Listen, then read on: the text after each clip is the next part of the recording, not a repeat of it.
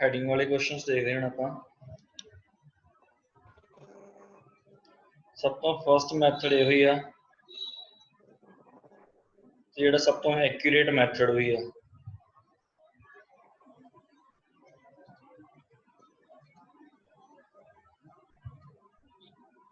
ਸਾਰਾ ਪੈੜਾ ਪੜੋ, ਉਹਦਾ ਮੀਨਿੰਗ ਸਮਝੋ, और आंसर लगाओ।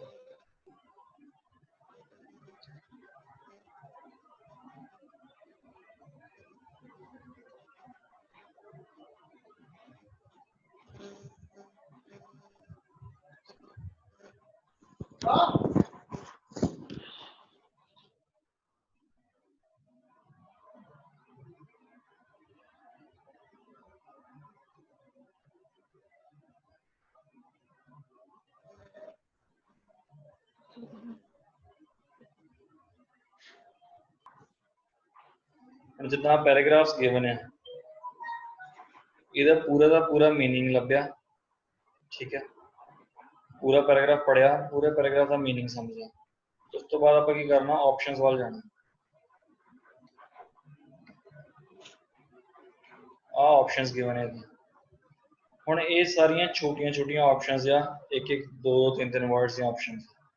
ਇਨ ਕੇਸ ਜਦੋਂ ਆਪਸ਼ਨਸ ਲੰਮੀਆਂ ਹੁੰਦੀਆਂ, 8-8 10-10 ਵਰਡ ਗਿਵਨ ਹੁੰਦੇ ਆ, ਉਦੋਂ ਤੁਸੀਂ ਫਸਟਲੀ ਕੀ ਕਰਨਾ ਵਾ ਵੀ ਪਹਿਲੀ ਵਾਰੀ ਵੀ ਸਾਰੇ ਆਪਸ਼ਨਸ ਪੜ੍ਹਨੇ। ਜਦੋਂ ਸਪੋਜ਼ ए ਪੈਰਾਗ੍ਰਾਫ पढ़ के आए हो, सारे ऑप्शंस पढ़ने वाले, उस जो आंसर लभेगा वो ला लो। जो बी पैराग्राफ पढ़ लिया, सारे ऑप्शंस पढ़ लेने, जो आंसर लभ्या वो ला लो। जो सी पैराग्राफ पढ़ोगे, थर्ड पैराग्राफ, हम जिन्ना भी आ सारा ऑप्शंस पढ़ोगे। सपोज अगे भी बहुत सारे वर्ड लिखे आ,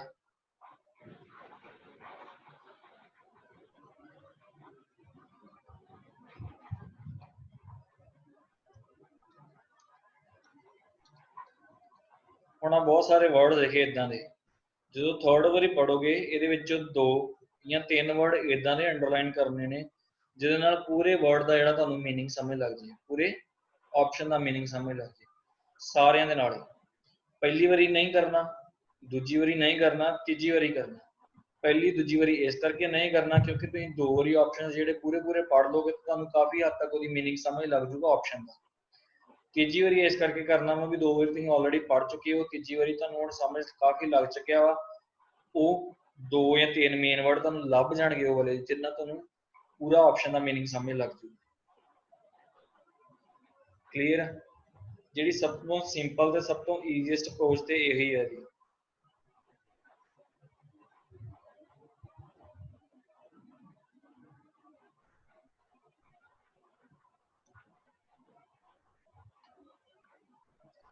उस तो बाद केसिस आपां वेखदे भी हुण किदां किदां दे ऑप्शनस आउंदे आ, किदां किदां दे हैडिंग्स बनदे आ। ऑप्शनस दे विच वर्ड लिखे हुंदे आ, रेफरेंस टू दिस,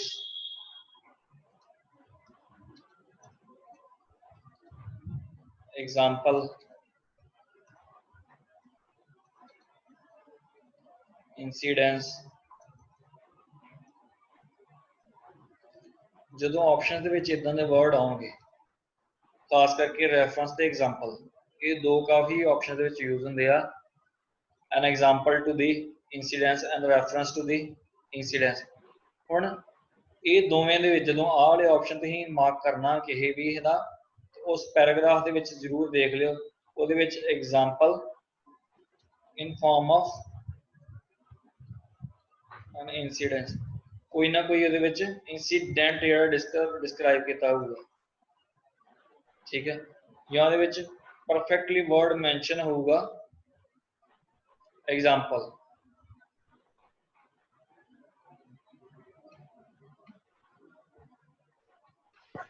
सर समझ नहीं लगी, दोबारा दसिओ।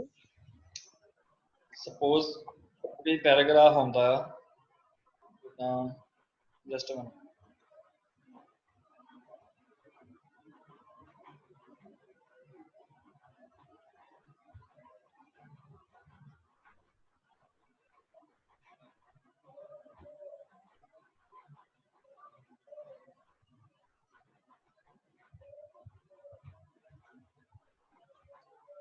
हुण आ पैराग्राफ है suppose,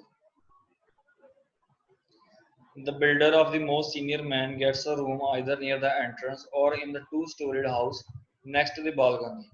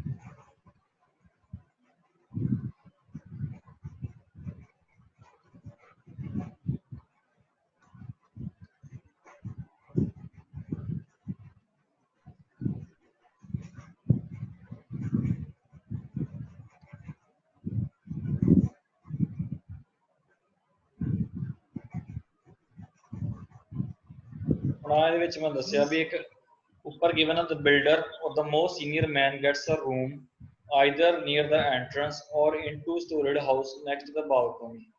A businessman from the Mumbai got the room according to the same rules framed by the hotelier and the manager. ਠੀਕ ਆ, ਇਹ ਬਿਜ਼ਨਸਮੈਨ ਨੂੰ ਇਹਦੇ ਅਕੋਰਡਿੰਗ ਜਿਹੜਾ ਰੂਮ ਮਿਲਿਆ। ਹੁਣ ਜਦੋਂ ਹੈਡਿੰਗ ਗਿਵਨ ਹੋ ਗਈ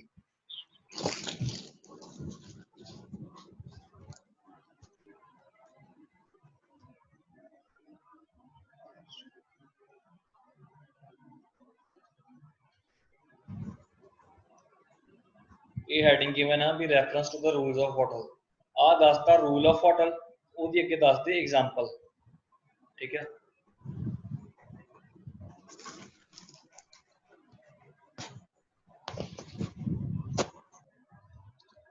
ਆ ਹੋ ਗਿਆ ਰੂਲ ਹੋਟਲ ਦਾ।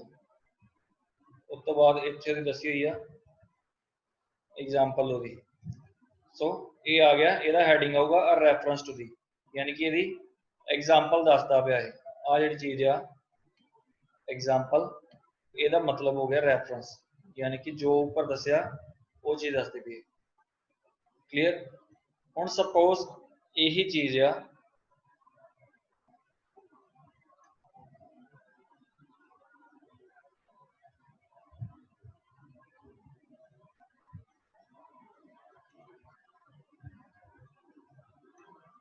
एक वाला पैराग्राफ हो गया,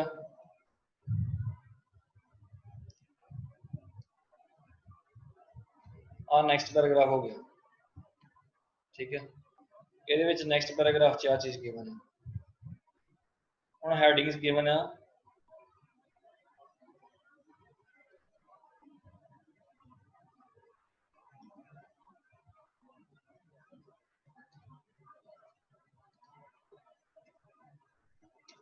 ਆ ਦੋ ਹੈਡਿੰਗਸ ਗਿਵਨ ਹੈ।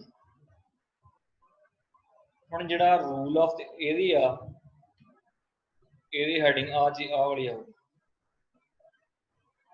ਕਿਉਂਕਿ ਇੱਥੇ ਸਿਰਫ ਰੂਲ ਉਹਦਾ ਡਿਸਕ੍ਰਾਈਬ ਕੀਤਾ ਗਿਆ ਹੋਟਲ ਦਾ ਆ ਵਾਲੀ ਲਾਈਨ ਦੇ ਵਿੱਚ, ਆ ਲਾਈਨ 'ਚ। ਬਟ ਜਿਹੜੀ ਉਹਦੀ ਐਗਜ਼ਾਮਪਲ ਆ ਰੂਲ ਦੀ, ਉਹ ਨੈਕਸਟ ਪੈਰਾਗ੍ਰਾਫ 'ਚ ਗਿਵਨ ਆ। ਠੀਕ ਆ, ਸੋ ਇਹਦਾ ਹੈਡਿੰਗ ਜਿਹੜਾ ਆ ਚੀਜ਼ ਆਊਗੀ। ਕਹਿਣ ਦਾ ਮਤਲਬ ਆ ਵੀ ਜਦੋਂ ਦੋ ਪੈਰਾਗ੍ਰਾਫ ਸੇਮ ਲੱਗਦੇ ਹੋਣ, ਉਹਦੇ ਵਿੱਚ ਚੈੱਕ ਕਰ ਲੈਣਾ ਕੋਈ ਐਗਜ਼ਾਮਪਲ ਤੇ ਨਹੀਂ ਗਿਵਨ। ਠੀਕ ਹੈ, ਐਗਜ਼ਾਮਪਲ ਵਾਲੇ ਹੈਡਿੰਗ ਨੂੰ ਐਗਜ਼ਾਮਪਲ ਵਾਲੇ ਨਾਲ ਮੈਚ ਕਰਨਾ ਤੇ ਦੂਸਰੇ ਹੈਡਿੰਗ ਨੂੰ ਦੂਜੇ ਵਾਲੇ ਨਾਲ ਮੈਚ ਕਰਨਾ, ਚਾਹੇ ਉਹ 'ਚ ਕੁਛ ਵੀ ਗਿਵਨ ਹੋ। ਸਮਝ ਲੱਗੀ ਹੁਣ ਕਿ ਨਹੀਂ?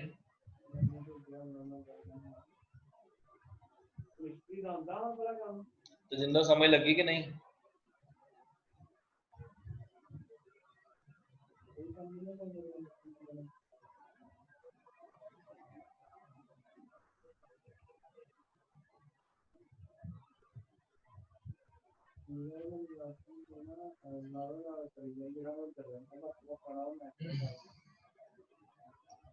ਹੁਣ ਨੈਕਸਟ ਆ ਪੈਰਾਗ੍ਰਾਫ ਕਈ ਵਾਰੀ ਬਹੁਤ ਵੱਡਾ ਆ ਜਾਂਦਾ।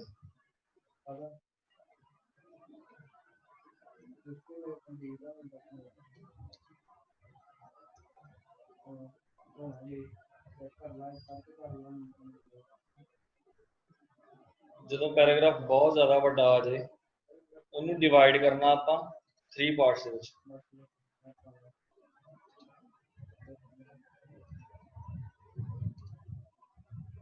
ठीक है, 3 पार्ट्स ਦੇ ਵਿੱਚ ਇਸ ਤਰੀਕੇ ਨਾਲ ਡਿਵਾਈਡ ਕਰਨਾ।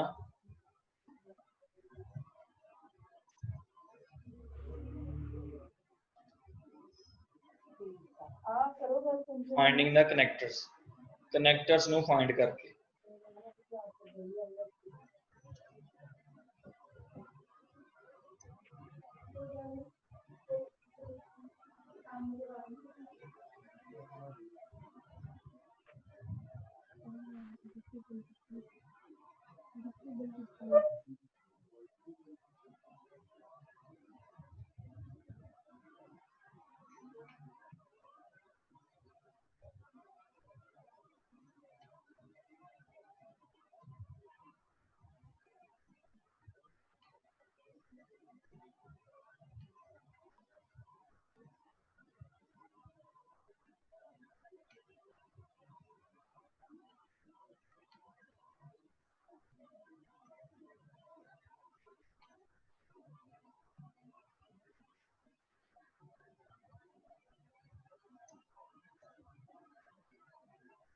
सपोज हुण इदां दा पैराग्राफ आ रहा तुहानूं जिहड़ा कि बहुत ज़्यादा लेंथी है, सो इहनूं आपां 3 हिस्सिਆਂ ਦੇ ਵਿੱਚ डिवाइड करने की कोशिश करनी है। 3 गल्लां दे विच डिवाइड किस तरीके नाल करांगे, कनैक्टर्स लभ के।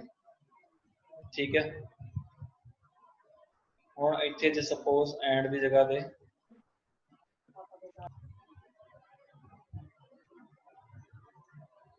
मोरओवर गिवन है, इत्थे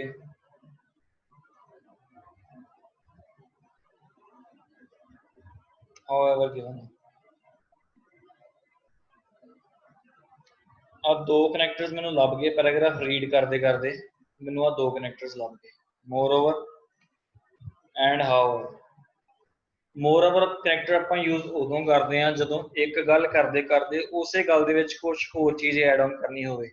यानी कि जे सपोज मैं पहला डिवाइड किया भी इत्थों तक, एक पार्ट मेरा आ हो गया, सैकेंड पार्ट मेरा मोरओवर तो लैके इत्थों फ्लोर तक हो गया, आ गया मेरा सैकेंड पार्ट, आ फर्स्ट वाला ते लास्ट फिर आ पार्ट हो गया लास्ट वाला।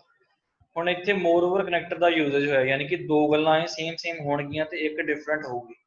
सो जिहड़ा भी आपां हैडिंग लगाउणा इन्हां दोवां गल्लां दे अकॉर्डिंग लगाउणा। जदों आपां हैडिंग्स दे विच ऑप्शनस देखांगे, आ भी डिस्क्राइब्ड होऊगा, आ भी डिस्क्राइब्ड होऊगा, दोनों के बेस के उपर ऑप्शनस गिवन होगी।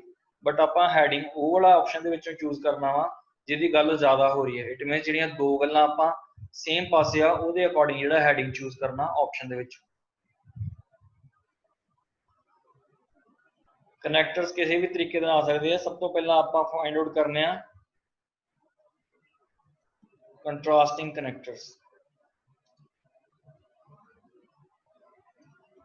कंट्रास्टिंग कनैक्टर्स जिवें कि however, in spite of this,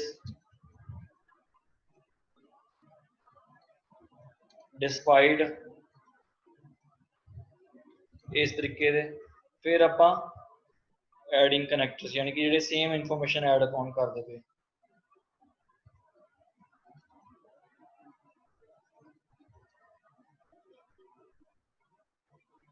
Moreover, in addition to this, furthermore, इदां दे कनैक्टर्स फाइंड आउट करने की कोशिश करनी है। एट लास्ट जे दोनों ही नहीं मिलते तो फिर सैकेंडरी कनैक्टर्स, सैकेंडरी जिहड़े कि कंजंक्शंस भी होंदे, एंड हो गया, दैट हो गया, विच हो गया। ठीक है, इस तो अलावा जो डिवाइड करने विच आपां जिहड़े यूज कर सकते हैं, कनैक्टर्स लभ के यूज हो गया एक ते,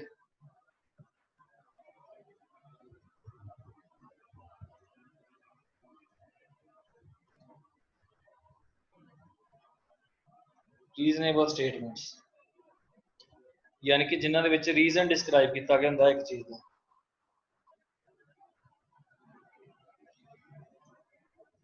एक स्टेटमेंट गिवन है, उहदे विच फर्दर उहदा रीजन ਜਿਹੜਾ ਡਿਸਕ੍ਰਾਈਬ ਕੀਤਾ ਹੋਊਗਾ। ਇਦਾਂ ਦੀਆਂ ਸਟੇਟਮੈਂਟਸ ਹੋਣਗੀਆਂ ਜਦੋਂ ਲੈਂਥੀ ਹੋਵੇ ਪੈਰਾਗ੍ਰਾਫ। ਉਹ ਕਿਸੇ ਵੀ ਮੈਥਡ ਦੇ ਨਾਲ ਤੁਸੀਂ ਇੱਕੋ ਪੈਰਾਗ੍ਰਾਫ ਨੂੰ 3 ਦੇ ਵਿੱਚ ਡਿਵਾਈਡ ਕਰਨਾ। ਲਾਸਟ ਮੈਥਡ ਇਹਦਾ ਆਉਂਦਾ ਵਾ ਜਿਹੜਾ ਕਾਫੀ ਹੱਦ ਤੱਕ ਇਨਐਕੂਰੇਟ ਆਨਸਰ ਵੀ ਦਊਗਾ, ਯਾਨੀ ਕਿ ਉਹਦੇ ਨਾਲ ਆਨਸਰ ਗਲਤ ਹੋਣ ਦੇ ਚਾਂਸਸ ਜਿਹੜੇ ਕਾਫੀ ਜ਼ਿਆਦਾ ਹੋ ਜਾਂਦੇ। ਫਸਟ ਲਾਈਨ ਆਫ ਪੈਰਾ,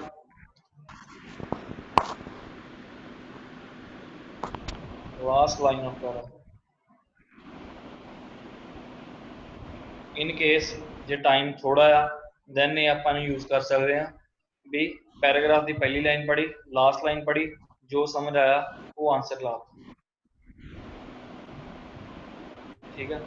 ਫਿਰ ਇੱਕ ਹੋਰ ਮੈਥਡ ਆ ਜਿਹੜਾ ਯੂਜ਼ ਹੋ ਸਕਦਾ ਬਟ ਇਹਦੇ ਨਾਲ ਵੀ ਆਨਸਰ ਗਲਤ ਹੋਣ ਦੇ ਚਾਂਸਸ ਹੁੰਦੇ ਆ। ਐਗਜ਼ੈਕਟ ਵਰਡਸ ਯੂਜ਼ਡ, ਜਿਹੜਾ ਵਰਡ ਪੈਰਾਗ੍ਰਾਫ 'ਚ ਯੂਜ਼ ਹੋਇਆ ਦਾ ਤੇ ਜਿਹੜਾ ਵਰਡ ਪੈਰਾਗ੍ਰਾਫ 'ਚ ਯੂਜ਼ ਹੋਇਆ ਦਾ ਉਹ ਐਗਜ਼ੈਕਟ ਵਰਡ ਆਪਸ਼ਨ 'ਚੋਂ ਲੱਭ ਕੇ ਉਹ ਆਨਸਰ ਮਾਰਕ ਕਰ ਦਿੰਦੇ।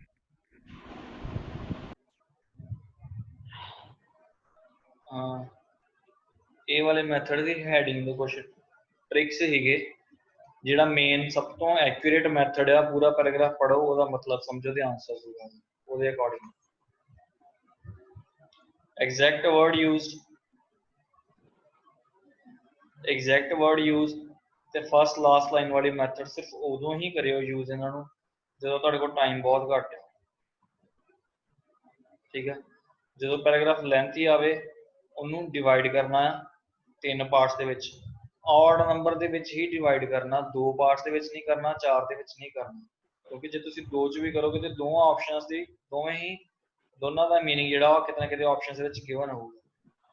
3 ਦੇ ਵਿੱਚ ਆਪਾਂ ਇਸ ਲਈ ਕੀਤਾ ਵੀ ਆਪਾਂ 2 on to 1 ਦੇ ਨਾਲ ਫੈਸਲਾ ਕਰ ਲੈਣਾ ਵੀ 2 ਆਪਸ਼ਨਸ ਇੱਕ ਸਾਈਡ ਤੇ ਇੱਕ ਆਪਸ਼ਨ ਜਿਹੜਾ ਇੱਕ ਸਾਈਡ ਤੇ ਰੱਖਣਾ। ਜਿਹੜੇ 2 ਵਾਲੇ ਹੋਣਗੇ ਉਹਦੇ ਅਕੋਰਡਿੰਗ ਮੈਂ ਆਪਣਾ ਜਿਹੜਾ ਆਨਸਰ ਆ ਉਹ ਕਰੈਕਟ ਮਾਰਕ ਕਰ ਦੂੰਗਾ, ਤੇ ਜਿਹੜਾ ਇੱਕ ਸਾਈਡ ਵਾਲਾ ਹੋਊਗਾ ਉਹਨੂੰ ਮੈਂ ਜਿਹੜਾ ਰਿਜੈਕਟ ਕਰ ਦਾਂਗਾ, 1 ਸਾਈਡ ਵਾਲੇ ਨੂੰ ਆਪਸ਼ਨ ਨੂੰ ਰਿਜੈਕਟ ਕਰ ਦੂੰਗਾ।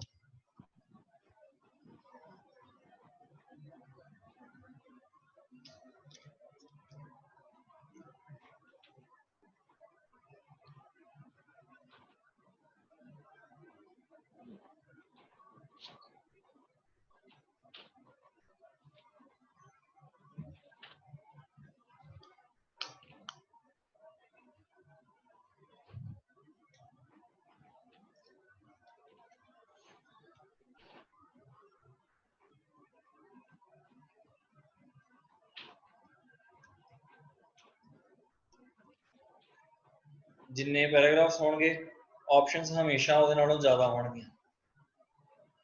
ਠੀਕ ਹੈ। ਹੁਣ ਸਪੋਜ਼ ਫਸਟ ਵਾਲੇ ਦਾ ਆਨਸਰ ਤੁਸੀਂ ਮਾਰਕ ਕਰਤਾ ਹੈ,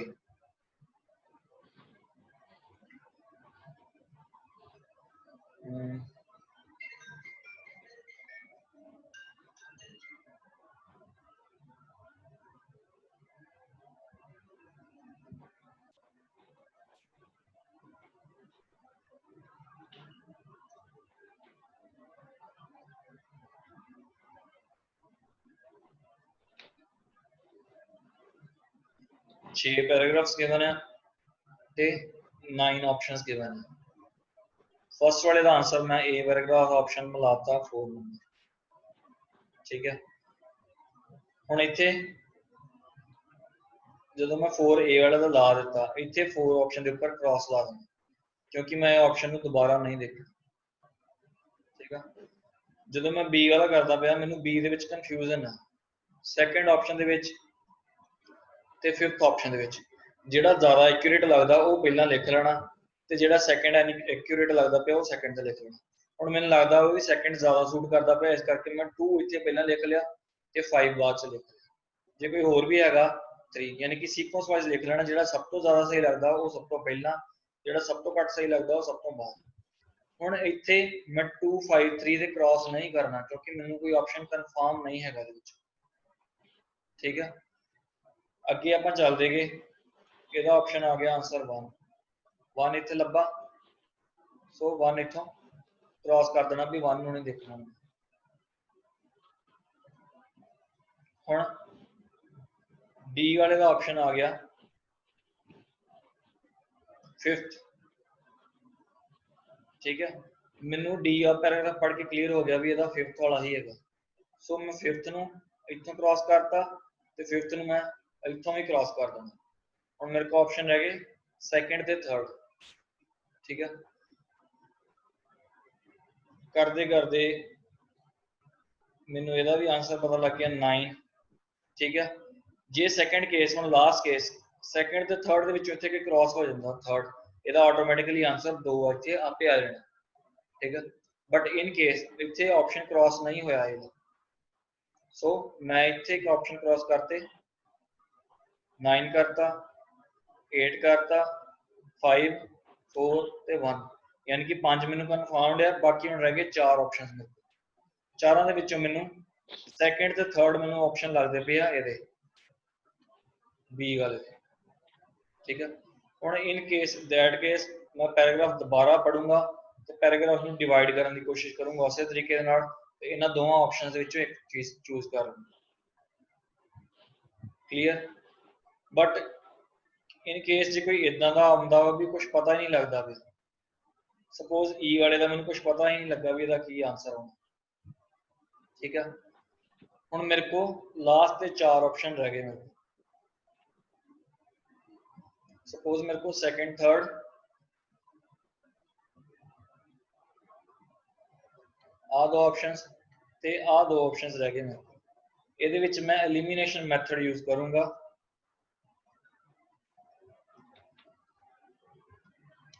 ਹੁਣ ਮੈਂ ਇਹਦੇ ਵਿੱਚੋਂ ਸਹੀ ਵਾਲਾ ਆਪਸ਼ਨ ਨਹੀਂ ਲੱਭਣਾ, ਇਹਨਾਂ ਚੋਂ ਮੈਂ ਗਲਤ ਵਾਲਾ ਆਪਸ਼ਨ ਲੱਭਣਾ, ਵੀ ਜਿਹੜਾ ਸਭ ਤੋਂ ਗਲਤ ਆ ਉਹ ਐਲੀਮੀਨੇਟ ਕਰ ਦੇਣਾ।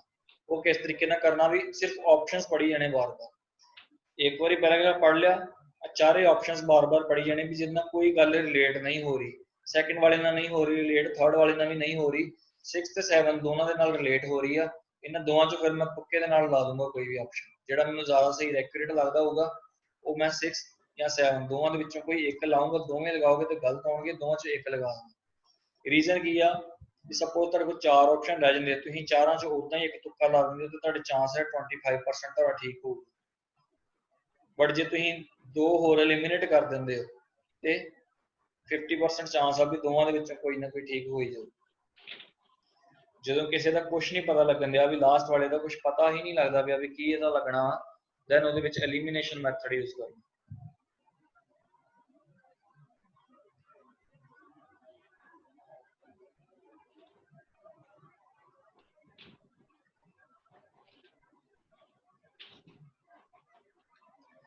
ਹੁਣ ਇਹਦੇ ਵਿੱਚ ਸੈਕੰਡ ਟਾਈਪ ਵੀ ਆਉਂਦੀ ਹੈ ਇੱਕ ਹੋਰ, ਫਾਈਂਡ ਦਾ ਇਨਫੋਰਮੇਸ਼ਨ।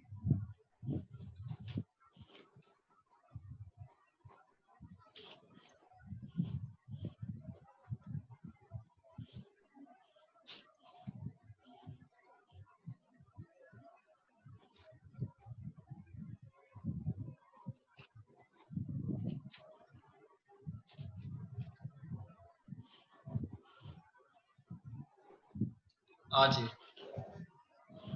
ਵੀ ਕਿਹੜੇ ਪੈਰਾਗ੍ਰਾਫ ਦੇ ਵਿੱਚ ਫੋਲੋਇੰਗ ਇਨਫੋਰਮੇਸ਼ਨ ਗਿਵਨ ਹੈ, ਇਹਦੀ ਮੈਂ ਐਗਜ਼ਾਮਪਲ ਦੱਸਦਾ ਤੁਹਾਨੂੰ।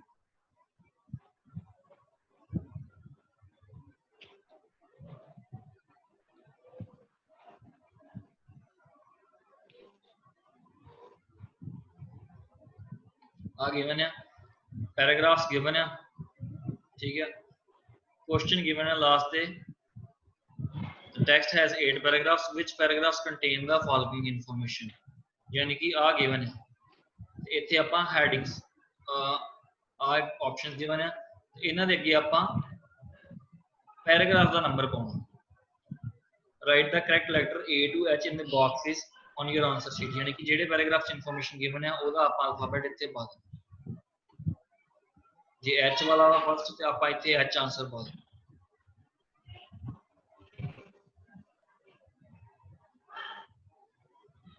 ਹੁਣ ਇਹਨੂੰ ਕਿਸ ਤਰੀਕੇ ਨਾਲ ਕਰਨਾ, ਸੇਮ ਮੈਥਡ ਦੇ ਨਾਲ, ਕੋਈ ਇਹਦੇ ਵਿੱਚ ਵੱਖਰਾ ਯੂਜ਼ ਨਹੀਂ ਕਰਨਾ।